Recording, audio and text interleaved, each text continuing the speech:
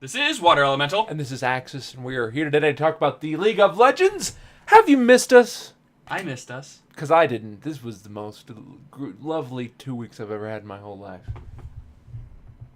Oh.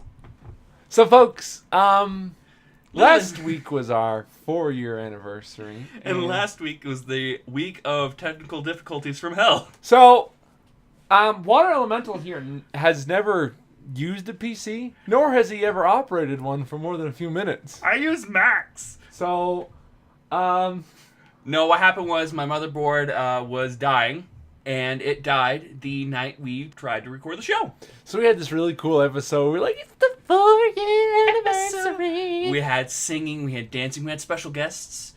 And it all went in the pooper. Pooper. So it's all gone now. We're going to move all the resources that we got from that. We're going to make a live action episode here coming up. We were going to do that anyway, but we're going to make it super pickle now. But this week we're just going to play catch up. We've got a lot to talk about. So we're just going to hammer through this. Going to kind of lay off the special stuff. And we'll get that to you in a video at a later date. But we're going to jump right into it. We had a patch. We had Gnar, who was pending, who is now out. We have some interesting skins on the PvE. We have a brand new tier for competitors. And some news. Splash arts and character Team builder statistics. and all sorts of stuff coming up, yeah. So, I don't like him. Shocker. I don't like his kit. It doesn't flow very well, and he just... it does flow well when you have all of his skills put together. I think the biggest problem I've seen from the gameplay I've seen from the little bit of dicking around that I've done is that they treat a lot of his abilities kind of similar to how Jace and Elise feel, where if you could switch actively between them, it would function really well. You could do a lot of crazy stuff with this kit if you could switch between them on a short cooldown. But the way it stands now with how long it is between transforms and how kind of sporadic it is and unpredictable it can be, it's really hard to take advantage of Mega. Well, the thing I don't like about it is your opponent will know when you transform before you will, in most cases. Because you're going to be keeping track of yourself and you're going to be doing your normal creep farming and all that stuff. And then you will see the particle effect the same time your opponent will. But your opponent's going to be watching you more closely than you will be, if that makes sense. So he will see the trigger and he's going to see you're going to start to morph. So he's always going to be backing up by the time you start glowing red. And it's like, okay, you know, I have this giant telltale sign that I'm going to transform into Gnar, and the opponent's just going to walk away. Whoop-de-doo, you know? Yeah, the only ways I've seen him really effective in the top lane is when he gets a gank. When he gets a gank, he can jump on him, he can slow him, and it forces the summoner, or they die. That's what I've seen, which is really good. But that kind of gank dependency, I think, is not necessarily a desirable thing. Especially where he's supposed to specialize in top lane, where there are other champions that can just solo against opponents. Maokai's doing that right now. Darius, Draven, Jax. All the bruisers up there. Yeah, because Draven's up there. Yeah, and he's super dependent on ganks for kills because Gnar just doesn't get the job done. Now, once teamfight phase rolls around, if everyone's distracted, he does great. As far as initiation goes, he's really subpar. The timing you have to do. Basically, if you want to do well as him as an initiator or even as a bruiser, you have to trigger his ult. You have to jump in using your dash skill, and then trigger Gnar. And then you transform. You're in the middle of him. You have your second dash, and you do really well. But only if you do that. Otherwise, you're burning your jump to get in there as Gnar, or you're just jumping around and you're not doing much damage. So it makes the kit feel really lopsided and makes it feel really timing intensive, which when you have other initiators and other bruisers that can initiate, that can just do it on the fly, it really kind of puts them in a pale light. Yeah, because you're only limited to half your kit at any given time, and sometimes you can't control it. I'm saying that a lot. League of Legends needs a lot of control and a lot of stability for a character to work right. At any given time, you should be able to pull off stuff. Annie works well because you can always build up her charges very, very fast. You know, you have Jace who's able to switch on the fly. You have Nid that can switch on the fly. He has a random aspect that's not going to work in his favor. And there, even in the video patch preview that they did, like the patch notes, and the pro players were talking about Gnar, you could tell that they were told not to say anything bad about Gnar, but they were still trying to say, it's like, he's not going to see competitive play. He's not going to see high-tier play.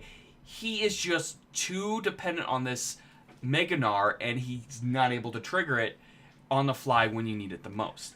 Yeah, so overall, his kit just feels like, you're getting Mega Gnar at the wrong time, or you got to maybe suspend your farm, or be away from your team too much to set up that timing. And ultimately, it's just like, I have to curb my farm, or I have to move away from my team to set up for a team fight. That's not a good thing.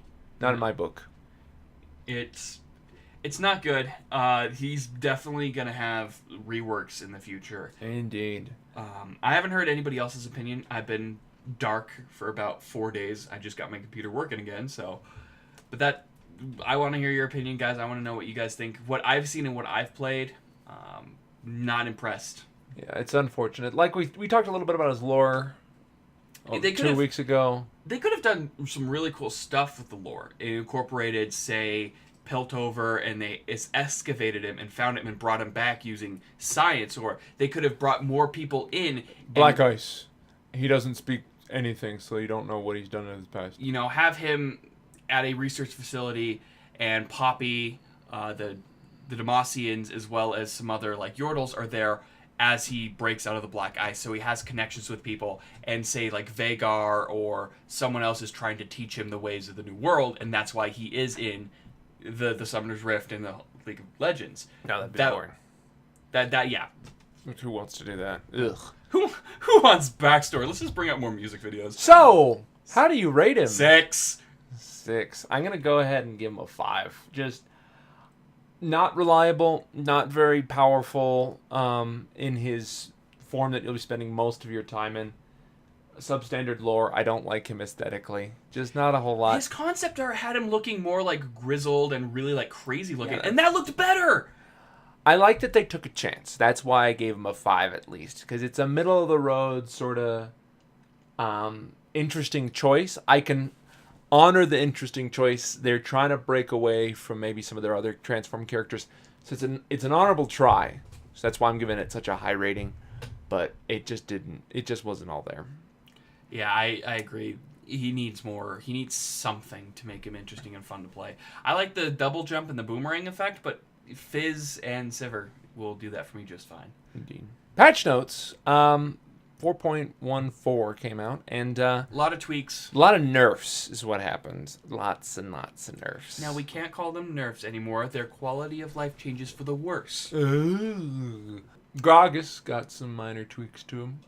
So you can now go the full distance of the charge on Body Slam if you only do it half. So he just goes all the way, so you don't have to worry about quick casting it like that and messing up. Caston got a huge nerf. They added 8 seconds to the Rift Walk CD. Huge nerf. Kayle got a revision so that way it matches her tooltip. Kog'Maw, living artillery's damage got taken down by 25% at max rank. Oh, I'm sorry, at bonus damage rank. Maokai got some huge nerfs.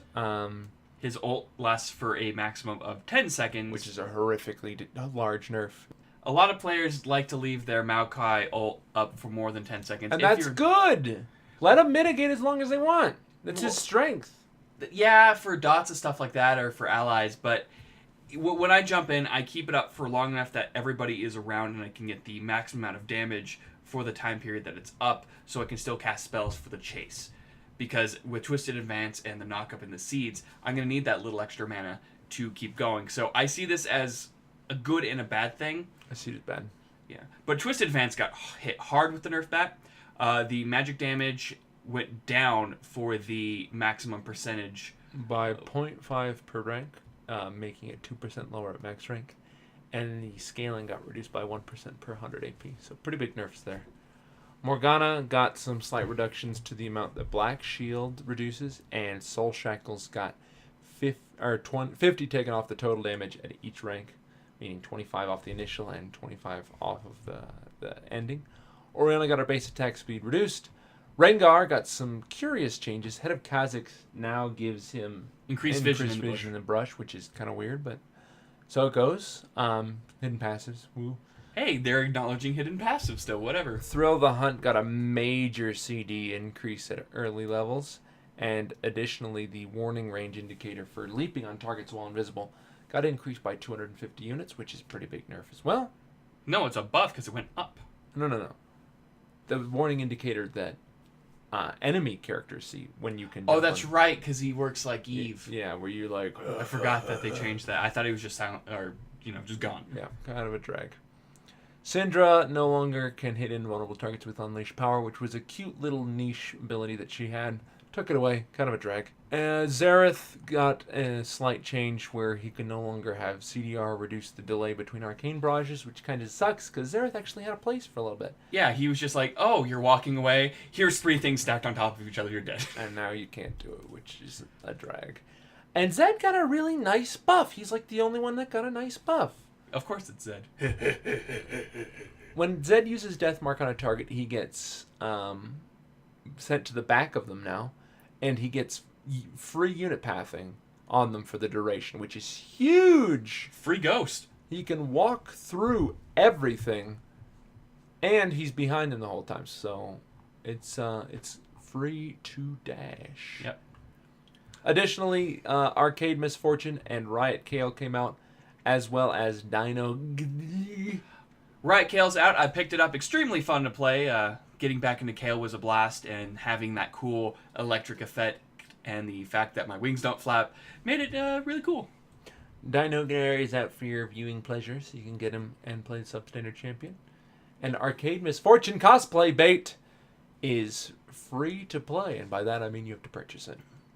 Speaking of arcade skins, we didn't get to cover this on its announcement, but there is a new legendary skin for our homeboy,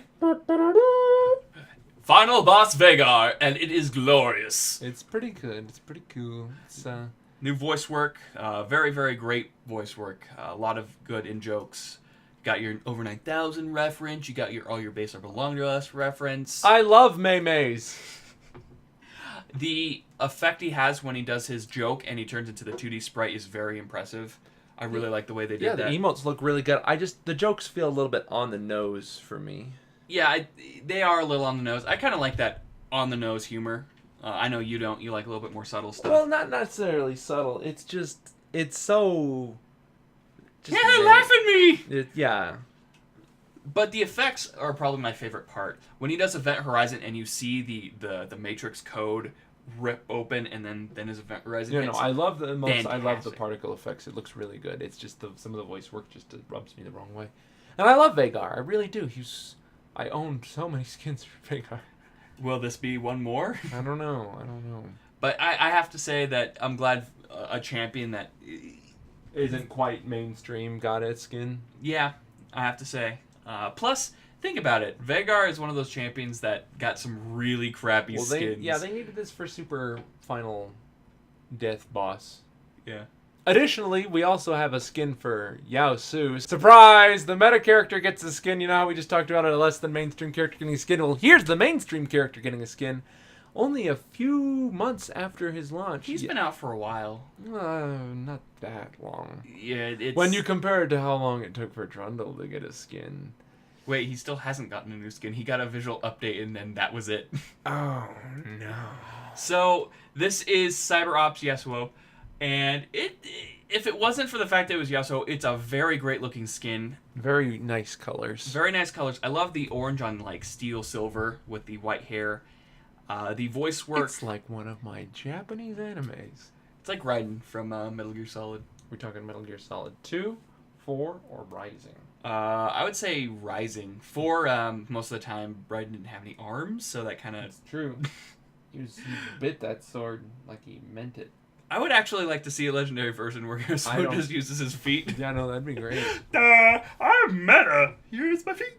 A meta game. But the voice work, they pretty much put a filter over his voice, and it's obnoxious, even more so than the normal voice work. I'm edgy. Another airblade. Herp, derp, derp. Oh, goodness. But it's coming out. Maybe they'll tinker around with some particle effects, and it'll be exciting. Moving on to the next bit of information, we have those stat tracker's coming back out. Yes, on the PvE right now, we usually don't talk about PvE, but this one was interesting. They are allowing players to create their custom builds, able to, set their items at certain times, and do a lot of cool stuff using the new UI that's coming out. And I really appreciate that they're trying to bring this back. They removed it because of a lot of errors it was causing in the game. So with this new framework they're working on, bringing this back is a definite must. Adobe Air, best Air. But, it looks to have a lot of in-depth stat tracking, and it's really, really exciting.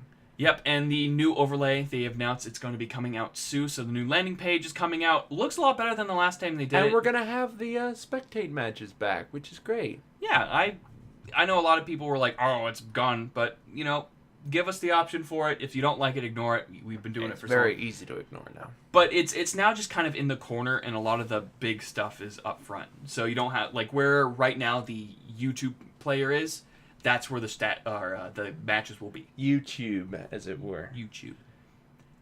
2 new assets are in the game. We will have the new Shyvana and new Vayne splash arts. Yay! The Shyvana one, holy crap, she looks cool.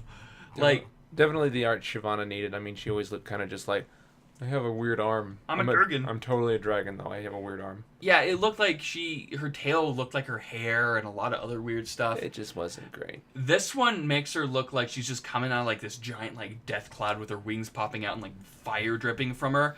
That's intimidating, and that's how Shyvana should be. Indeed. The new Vayne skin, Tuck and roll. Tuck and roll. I'm not a huge fan of it. Yeah, better than the other one. I don't know. It makes her look a little bit too stylized for my taste. It doesn't really have that League feel we're kind of used to. But that's just me. Yeah, I kind of missed the coffin that said York in the background. Indeed. Continuity. Tut-tut. And finally, we have a new matchmaking edition. The Master Tier will be added in the next season, I believe.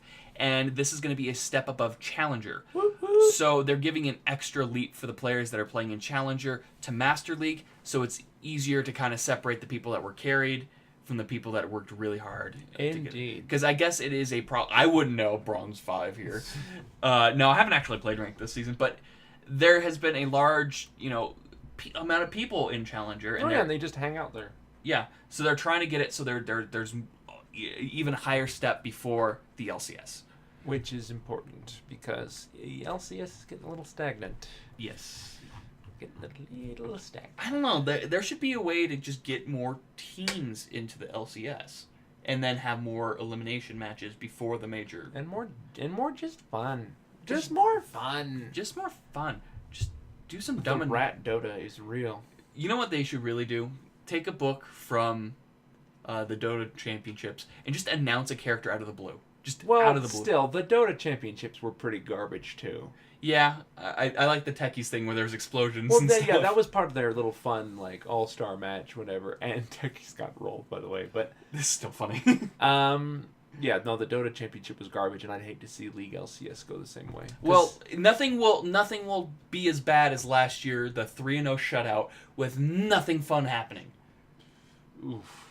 It was just, I don't know. More stuff! More stuff. But that's really it for official news this week, folks. We're going to move on to our own section here. Our first question this week comes from Mr. 12. He says, I know you like the new Sona water, but with the majority of people hating the rework, me included, do you guys believe she will have the same destiny as Skarner? And we will get reworks till the end of time. No. I believe that Sona is in a good place right now. Just because a lot of people are really upset with the way she plays now and how you have to be more actually paying attention with her. No, I hate that. How dare I actually have to play the champion? I think that she's going to be in a good spot. She's going to need some tweaking. But as far as what she actually does, I am perfectly fine saying that she's going to be still played at least the mid-game to later silver up to early gold. And that's because she's still very reliable in her heals. She has 2 heals now. She increases damage, and she's able to trigger a lot more stuff with allies, with item effects and stuff like that. So she can do more stuff. You just actually have to pay attention with her. And get you have to get used to it. And I'm fine with saying that she has a good spot. She's in a good spot right now. Skarner just had a bad kit to start out with, and they didn't really know what to do with him to fix that kit for the changing meta, because he kind of came in between shifting metas, and he had a good spot for a while, and then just he weakened out when they changed jungle. I agree.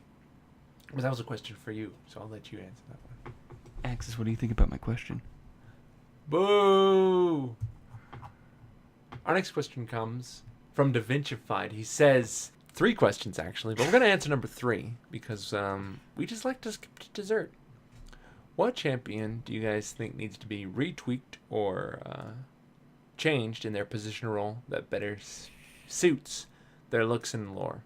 Like Sion having a big axe, but being an AP character. Well, I think Sion could become an AP if they rework him right. Well, he gave Sion as an example. So what is a character you would see retweaked? I don't want to say York again, because he's a AD character with a lot of spell casting and a lot of ghosts. Necromancer, gooble gobble, gooble gobble. If you made him an AP character, an AP hybrid like Kayle is, So you want him to function kind of like Malzahar? sort of, yeah, that'd be cool. Because it'd make more sense because he's casting spells and using ghosts, and the ghosts could scale off his. Scary. Besides that, I can't really think of anybody. I would say give Katarina her AD abilities back. That's true. Back in my day, you could play AD Katarina with Bilgewater Cutlass and do a heck of a lot of damage. Now, AD Katarina always had kind of a place close to my heart. You could sort of duel, you could brawl, she had really good mobility, and she had good magic damage, which made her a really difficult character to fight. But she also had kind of a squishy issue, so it was kind of the dancing on that death thing. And now she's just pure AP, so I would like to see Katarina getting some AD AP stuff back. Because she could always just swap between the two at any given moment. So it's like, well, she's not, everybody's building MR to counter her. She's like, well, I'm going to go AD now just to mess with them. Indeed, and just ruin people. And it was really cool, and I just want to see that back. So that way she can play an assassin with blades and magic. Because, you saw her in the cutscene. She was doing a lot of AD-type things. But she's totally AP. But that's really it for questions this week, guys. We're running a little bit long, so we're kind of hurrying through them. But we love to answer questions, usually. If you have any questions for us about the show, about League of Legends, about gaming in general, about anything, really, we'd love to answer them. You can send them into the comment section below. You can send them to our email at spasticgaming@gmail.com, or paste it on our Facebook, Twitter, website, or on our website, all of which can be found in the information section below. Just take a look-a-rooney. And if we're not updating for 2 weeks, you can always check there to see what our problems are. Exactly. We do have problems sometimes, folks. Like me having to deal with Axis on a day-to-day basis. Otherwise, it's been Axis. And Water Elemental. 4 friggin' years. 4 more years. 4 more years. I hope we're both dead by then. I'm only like 23. That would I suck. hope we're both dead. 4 more years. 4 more years.